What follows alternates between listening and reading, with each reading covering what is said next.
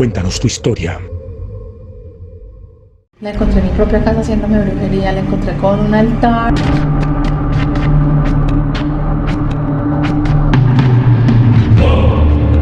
Pero se me convirtió en una pesadilla porque en ese apartamento viví horrores. Las puertas se abrían solas y cerraban solas, yo veía sombras, yo no dormía. Y créanme que cuando estaba caminando por el altar, yo dije, sería que yo me tenía que arrepentir. Terminé súper enamorada de él. Después descubrí que no trabajaba en algo bueno.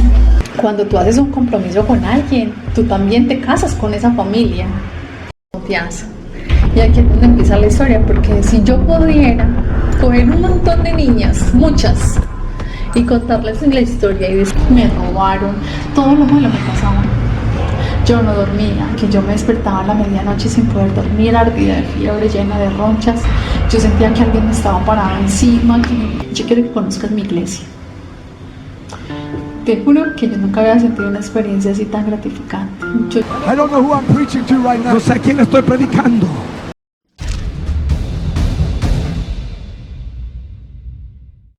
En la vida podríamos pensar que encontrarnos a alguien por casualidad en nuestro camino, que nos trata bien, que nos dice palabras lindas al oído, que envía flores y que nos llena de detalles, es la persona con la que debo vivir todo el resto de la vida. Y dicen con los ojos enamorados, el destino nos unió. ¿Crees que el destino ya está trazado para nosotros? Podemos cambiar el rumbo de nuestro destino cuando escuchamos consejos.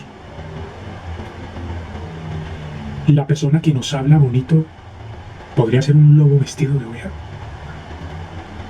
En el siguiente relato, escucharemos cómo alguien puede estar encontrándose al frente a una oveja. O quizá un lobo. Aquí está la historia.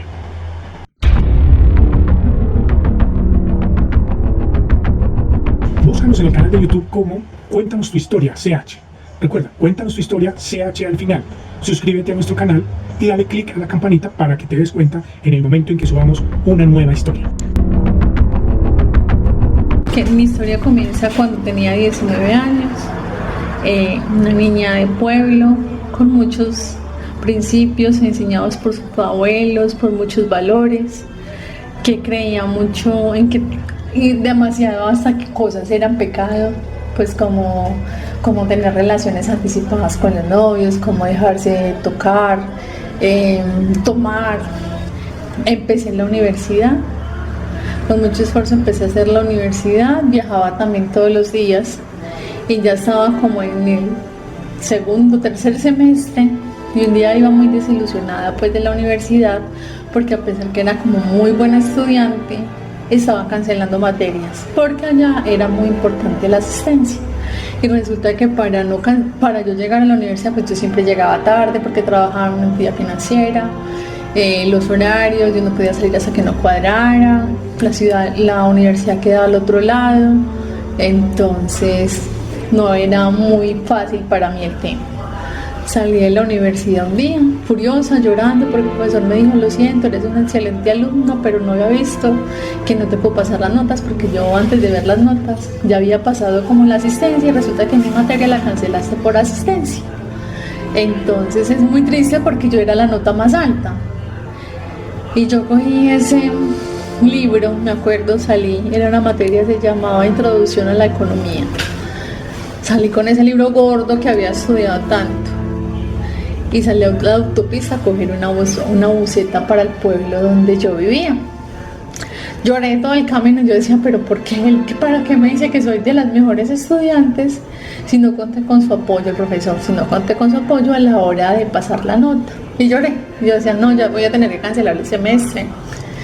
Resulta que en el trayecto un tipo me miraba a verme llorar porque lloraba desconsolada. El tipo me mira, yo sé que me estará mirando los libros gordos que llevo. Y yo le dije, señor, usted que mira, estos libros no son ni derecho ni medicina, son unos libros estúpidos sobre la historia de la economía. Entonces me dice, no señorita, lo siento mucho, no quería incomodarla. Entonces ya, bueno, no lo vi como desaliñado, desarreglado, bueno, no le puse mucha atención, lo vi como un intruso y él se disculpó, ya llegó a su lugar primero donde se bajaban primero que yo, en el mismo pueblo donde yo vivía. Muy seguido lo empecé a ver, y con algunas de mis hermanas, pero éramos niñas muy cohibidas. En esa época te cuento que el permiso era hasta las 9:15, entonces ya lo empecé como a ver más seguido, y a ver más seguido y más seguido, porque el tipo me miraba y me miraba, yo ¿dónde lo conozco? Claro, me acordé que yo lo había insultado el día que iba llorando en el colectivo porque me habían cancelado la materia. Entonces una de mis hermanas me dijo, mira, ese muchacho tan querido, tan papacito, te está mirando. Y yo le dije, sí, me está mirando. Ya como de pura picardía y de rabia con la muchacha, yo le puse como atención. Entonces el tipo se acercó y me dijo, ¿podemos bailar? Y empezamos a bailar y nos entablamos una conversación, pero más porque el tipo me llamara la atención era porque estaba con las chicas que me caían gordas. Resulta que ya lo empecé a ver más y me parecía como en todos lados. El tipo andaba pues en una camioneta. Algún día me dijo, mira, yo sé que tú viajas todos los días, en estos días te puedo llevar al trabajo. Lo fui conociendo más, ya salíamos como a bailar y eso. Y un día me dijo, mañana te llevo a la oficina, te recojo acá en la avenida y te llevo a la oficina. Y yo, bueno, desconfiando y todo, pero me fui con el tipo y me llevó hasta la oficina. Y mi mamá, ve, ¿usted dónde conoce a ese señor? Y no lo conocemos. Y bueno, llegamos a la oficina, bueno, yo me despedí y él, muy respetuoso, muy caballero, me dio un beso en la mejilla. Y yo me bajé ese día y yo le dije, amiga, me acaba de besar el hombre con el que me voy a casar. Y yo le dije, yo no sé, pero yo no me voy a lavar el cachete en no sé cuántos años. Imagínense, sola con un beso en la mejilla. O mi mamá con su desconfianza.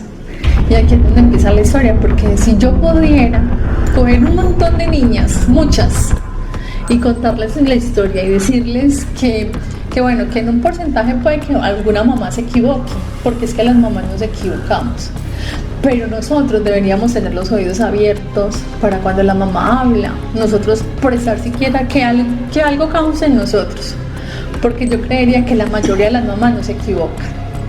Ella sentía desconfianza con el muchacho. Yo le preguntaba por su familia y yo soy, y sabes, y todavía aún conservo eso, yo soy tan poco preguntona y eso tampoco es tan bueno. Uno sí debe indagar más y conocer más y consultar más. Bueno, el hecho fue que así paulatinamente terminé súper enamorada de él. Después descubrí que no trabajaba en algo bueno, que manejaba como documentación de grupos que estaban no tan apegados a la ley, sí, más bien como al margen de la ley. Okay. Yo no pregunté mucho, ni siquiera indagué. Ya. Pero de repente él se tuvo que ir como de por ahí de esos lados. ¿Al cuánto tiempo después de que le propuso se casaron? Como a los 5 meses. Okay. Así duramos como 5 o 6 meses. Mi mamá me decía, mira, no te cases con él, vete a vivir con él, no te vayas a ligar a un matrimonio porque tú sabes que para todos nosotros es sagrado, no te ligues, vete a vivir con él, experimenta primero, vive con él sola. Vámonos al día del matrimonio. Resulta que yo llegué al matrimonio y no conocía a su familia. Ese es un tema muy importante. Tremendo, que le quiero decir tremendo a la gente, o a cualquier chica, o a cualquier joven, a cualquier persona, que cuando tú haces un compromiso con alguien, tú también te casas con esa familia. Si yo hubiera conocido de pleno a la familia de él, más que a él, porque él es yo pienso ahorita que perdoné, que sané, yo pienso que él es bueno, o ha sido bueno. Lo que pasa es que creció en una familia disfuncional y muchas cosas y muchas decisiones y muchas actitudes y muchas acciones de él vienen desligadas de ese vínculo y de esa unión. ¿Usted vino a conocer la familia de ella? Yo lo vine a conocer en el matrimonio. Bueno, sí la había conocido, sí los había conocido por teléfono, pero la señora me trataba mal. La señora me dijo que yo era una ladrona, que era una abusiva, y mi mamá me decía, pero ¿cómo vas a querer estar con esa persona? Sí, imagínate, esa señora en vez de agradecer, porque ya después nos enteramos que el tipo del que me enamoré sí tenía sus cosas delicadas, sus vainas, porque sí existía un grupo que aunque él estuviera en la parte administrativa, el grupo sí, sí hacía cosas al margen de la ley. Cuando él se perdió, supuestamente estaba amenazado. ¿Qué pasó el primer día del encuentro? O sea, usted se encuentra con la familia, se la presenta. Ellos llegaron el día antes, la señora no tan agradable, la energía, mi mamá me empezó a decir, ¿esa es tu suegra? Algo no me huele bien. El señor sí como muy noble, muy queridito, solamente vino la mamá y el papá, las hermanas no las conocía, pero lo que te digo, hubiera pagado por conocer a su familia, una hermana mayor, él y otra chica. Okay. Entonces yo lo había conocido por teléfono, él me decía que la hermana no sé qué, que era profesional, y sabes, eran mentiras. Él las ponía en un pedestal, él se pintaba como si fuera de una super familia, como de, pues sí, y cuando tú vas a ver la realidad, no. Y créanme que cuando estaba caminando por el altar, yo dije, sería que yo me tenía que arrepentir, porque cuando la señora me entregó al hijo, me fue enterrando las uñas, me dejó las uñas marcadas. Y mi madrina de matrimonio me dijo, vea, donde su mamá vea lo que yo vi, no la deja casar. Esa señora no es una buena persona. Y aquí empezó mi calvario. El tipo, vivimos muy rico, éramos muy unidos, íbamos a todo, él me daba gusto, él me consentía, él se aparecía en la universidad con flores, con carteles, mejor dicho, era el príncipe. Bueno, ¿cómo se entera usted entonces de que todo en su matrimonio empezó a cambiar? ¿Qué empezó a ver diferente? Se encerraba a hablar por celular. Alguien me dijo un día que no buscara porque encontraba, entonces yo no me atrevía a esculcar celular porque sentía temor de encontrar algo. Es más, yo era de esas que cada 8 días viajaba al pueblo a ver a mi mamá. De repente ya no me quería acompañar, ya era diferente, ya era un poquito más brusco, ya no me recogía en la universidad, ya no le importaba. Y ahí, cuando él empezó con su grosería, yo empecé como a despertar, a empezar a hacer cuentas. Yo decía, pero si este no pone nada para la casa. Y el tipo se ganaba el doble y no aportaba para la casa. Las cosas yo le dije que se fuera, que no me voy. Yo le decía, pero ¿cómo? Si es que la casa, incluso la casa era mía, yo la había comprado antes de casarme. Entonces, que no, entonces llamé a la mamá. Mire, llamé al auxilio equivocado. Llamé a la mamá y le dije, su hijo es un grosero, su hijo, yo quiero que se vaya de la casa, dígale que se vaya de la casa, que me está tratando mal, que se está portando mal. Yo no quiero estar con él. Ella lo llamó y le dijo, y supuestamente la señora viene a ayudarme. Entonces, no, se fue, nos separamos y viene pues a ayudarme y la encuentro, qué bien, para avanzar en el tema. La encontré en mi propia casa haciéndome brujería, la encontré con un altar.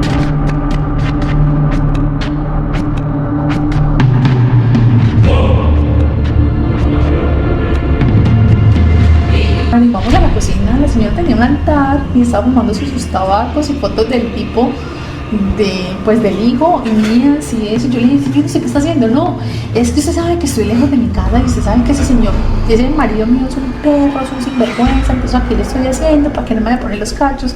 Y yo le decía, pero es que ahí también estamos nosotros dos. Y me decía, no, pero es para que ustedes se reconcilien, que yo quiero que ustedes vuelvan a ser felices. Yo no me quedé muy satisfecha, pero me dio algo me dio. El hecho fue que al fin nosotros nos separamos, estuvimos separados 8 meses. Otro lado, él se fue de su casa. Él se fue de la casa. ¿Se separaron legalmente? No, él se fue de la casa. Se fue de la casa. Y mi mamá feliz. ¿Y él vivía cerca a donde usted vivía? Vivía cerca del trabajo, pero iba y me vigilaba.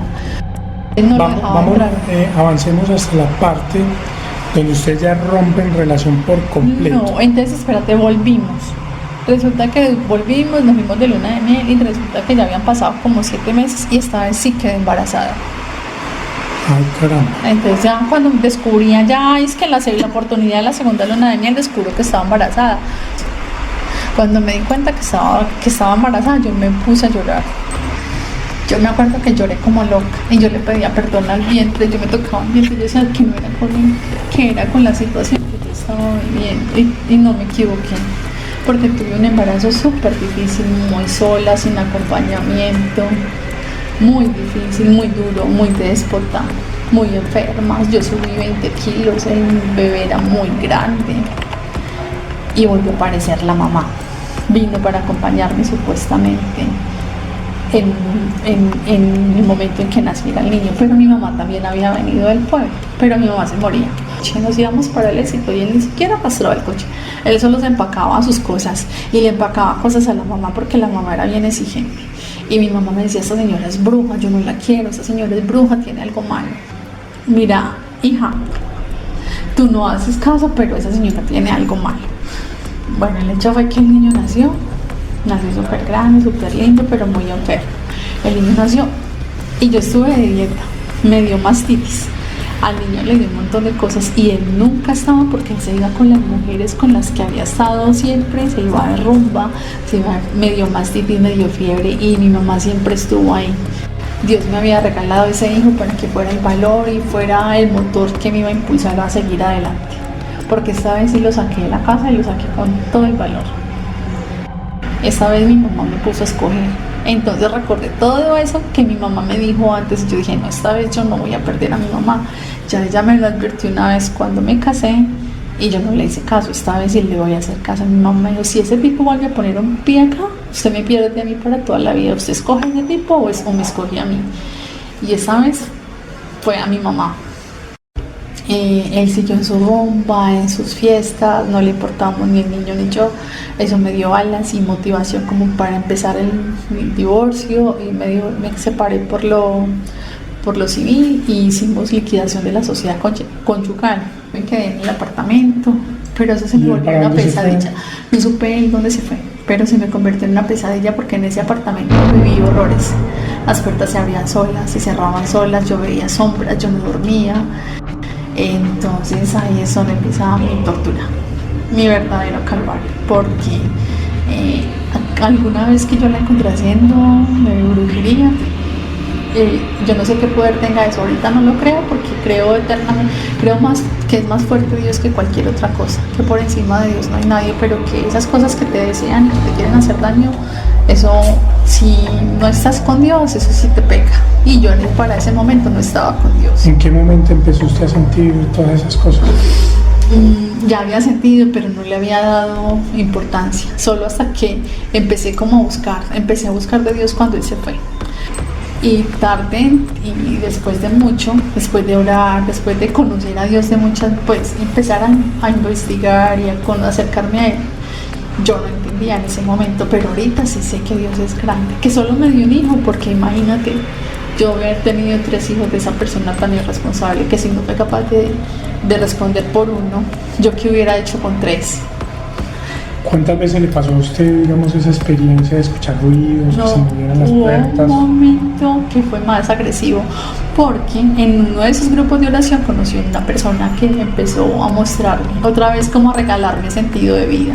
Una persona que empezó a halagarme, a decirme que Dios era grande, que tuviera fe, que me acercara a Él, que lo buscara, y así mismo como me empezó a hablar de Dios, también me empezó a ver como una mujer y a despertar en mí otra vez como esa motivación de verme en un espejo y decirme: no, es que yo merezco vivir, yo soy bonita, yo estoy joven, y a quererme a mi hijo, y lo que nunca vi con el papá, yo decía: Dios, es que este era el hombre que yo quería, y no, cuando otra vez Él vio que alguien estaba conmigo, apareció. Y empezaron mis torturas, porque yo no sé si qué conexión o cómo fue que pasó, pero empezaron otra vez, me quedé sin trabajo, me robaron, todo lo malo me pasaba. Yo no dormía, que yo me despertaba a la medianoche sin poder dormir, ardida de fiebre, llena de ronchas. Yo sentía que alguien me estaba parado encima, que me imprimían el pecho, que me hacían de todo, y la persona que estaba conmigo me decía: el ambiente acá es muy pesado. Empezamos a visitar al sacerdote y decirle al sacerdote hacer mi acompañamiento y oración. Yo le valoro mucho, lo quiero mucho, porque él fue una ayuda y un gran apoyo en esa época, porque empezaron a pasarme tantas cosas malas que yo hasta ya me fui para un día a la Universidad de Medellín, a un congreso de alguien que escribió por qué le pasan cosas malas a la gente buena.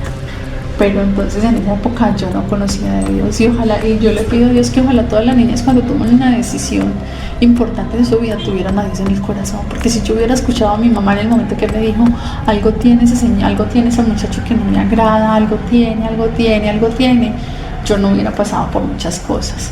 Entonces ya estuve con ese muchacho, empezó él a aparecer, a figurar, y me decía, pero mira, tú nunca no tenías nada con ese muchacho, con el que te había separado. Yo le dije, no, él no responde ni por mi hijo, yo no sé qué está haciendo acá. Él quería marcar territorio, o sea, que yo no fuera feliz. Y empezó como a dañar la relación y se dañó la relación otra vez. Entonces con ese sacerdote empecé a buscar apoyo. Después lo trasladaron. Él me hizo oración, llegó a hacerme algún día un proceso de sanación. Ese día que inicié ese proceso de sanación, a mi hijo le tocó verme vomitar y poposear gusanos. Increíblemente mi mamá y mi hijo fueron testigos. Él con esa oración yo siento que era como si algo me estuviera haciendo así en las entrañas, me estuviera arañando y me estuviera arrancando. Y cuando yo sentía ese dolor, ahí mismo las ganas de vomitar. Y tú veías en el lavamanos y yo vomitaba gusanos. Y yo le decía, vamos, que ese padre es malo, ese padre me quería matar. No, yo no entendía que eso era un proceso que yo tenía que hacer de limpieza. ¿Y en qué momento empezó usted a ir a la iglesia cristiana? Entonces, mira, yo ya le decía a mi niño, un grandecito, papi, ¿me quieres acompañar a misa? Y me decía, no, yo no quiero ir por allá, yo estoy cansado, yo no quiero ir allá lo hacen dormir a uno y la gente allá no pone atención. Resulta que mi hijo estaba en una escuela de fútbol y allá habían unas personas que eran cristianas y la señora me decía, vea, ¿cuándo me va a acompañar a la iglesia? Usted no se va a arrepentir. ¿Cuándo me vas a acompañar a la iglesia? No te vas a arrepentir. Y yo decía, ¿será? No, yo no, eso es como serle infiel a los principios, a lo que yo siempre pensaba. Pues resulta que un día el mejor amiguito del niño allá en esa escuela de fútbol lo invitó a la iglesia cristiana. Y el niño fue y me dijo, mami, yo me quiero ir con mi amiguito para un lugar que la mamá nos va a llevar. Y yo le dije, bueno, la mamá me daba tanta confianza y me daba tanta paz que yo le dije, bueno, listo, a ver. Cuando por la tarde me dice, mami, yo quiero que mañana vamos. Y le dije, pero ¿a dónde? Donde me llevó la mamá de mi compañerito. Entonces yo le dije, ¿pero a dónde? Me dice, sí, mami, es maravilloso, es un lugar maravilloso. Entonces la mamá del amiguito me llama y me dice, mira, es que tu hijo me dijo que mañana los llevara, entonces yo mañana los recojo y los llevo a la iglesia y yo quiero que conozcas mi iglesia. Te juro que yo nunca había sentido una experiencia así tan gratificante. Yo llegué a ese lugar y llegamos en medio de la alabanza. La alabanza era hermosa. Yo salí de allá como si hubiera disfrutado y como si me hubiera relajado, como si hubiera estado en la rumba más tenaz, porque la alabanza fue tan bonita que llegaba al alma. Y enseguida el pastor empezó una predica y yo decía, ay, wow, me está hablando. I don't know who I'm preaching to right now. No sé a quién estoy predicando. Ese señor, ¿por qué está diciendo eso justo ahorita? Él, porque yo no me quería, yo ese día fue la primera vez y es como si hubiera sido amor a primera vista. Yo no quería que se terminara la predica. Ya empezó mi hijo a frecuentarla y yo decía, Dios, ¿qué está pasando? Incluso fui y le dije a un sacerdote, mira, yo me siento como infiel, como con 2 maridos, ¿qué voy a hacer? Es que yo le digo a Santi que me acompaña acá y dice que le da pereza. Yo lo dejé saturado desde que estaba niño, que nos llevaba a cuánto rosario, cuánta misa de sanación, a cuánto cosa había, y ya Santiago no quiere venir a la iglesia católica, antes quiere estar allá. Y ese sacerdote me dijo, mira, yo sé que suena muy feo y que algunos si me escuchan me van a castigar, pero si tu hijo encuentra a Dios allí, me parece bien que estés ahí acompañándolo, porque es que Dios no es un lugar, Dios es lo que motiva, lo que llena el corazón, nunca se me va a olvidar. Así que estás tranquila, porque si tu hijo encuentra allá a Dios, allá también puedes estar tú. Y lo empecé a ir a frecuentar y para mí ya se hizo como indispensable. Y me pasaron tantas cosas, me empezó a hablar Dios de tantas maneras, porque me mandaba señales. Un día me fui a una Eucaristía como a desahogarme, porque yo no me había desligado del todo. Y me dicen, alguien se me acerca, pero alguien que desapareció en el instante. Y me toca la espalda y me dice, mira, que Dios y su madre te mandan a decir que ellos te aman, que tú nunca has estado sola. Y me pareció como, wow, las palabras, pero esas palabras me tocaron tanto que yo estaba en un sitio que saliendo de la iglesia venden empanadas. Y la señora que anda empanando, ¿le pasó algo? ¿La atracaron? ¿Qué le pasó a usted? ¿Por qué está tan pálida? Yo le dije, ¿usted vio la persona que estaba atrás? Y yo, no, tú estás sola desde hace rato. Yo le decía, no, la niña que me habló y que me dijo que Dios y su madre están conmigo. Yo me devolví, la busqué por semanas.